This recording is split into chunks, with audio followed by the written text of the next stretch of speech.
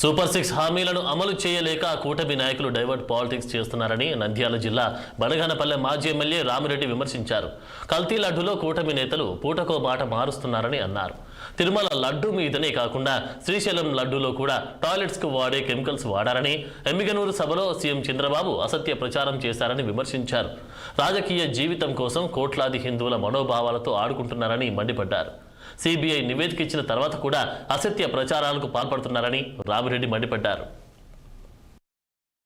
జోగి రమేష్ గారి ఇంటి మీద దాడి చేయడం, జోగి రమేష్ ఇంటి మీద పెట్రోల్ బాంబులు వేసి భయానక వాతావరణం ఇవన్నీ కూడా జరగడం జరిగింది. భయానకమైన పరిస్థితి ఈ రాష్ట్రంలో ఎందుకు సృష్టిస్తూ ఉన్నారు?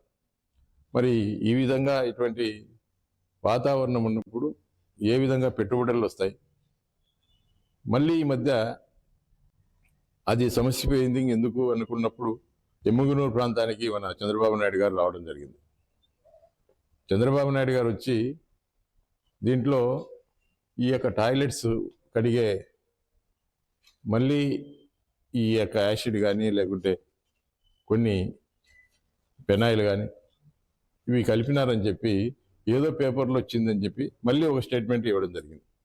స్టేట్మెంట్ ఇవ్వడమే కాకుండా తిరుమల తిరుపతి దేవస్థానంతో పాటు శ్రీశైలం దేవస్థానంలో కూడా మరి ఈ లడ్డూ తయారీలో ఇవన్నీ వాడినారని చెప్పి కూడా ఒక స్టేట్మెంట్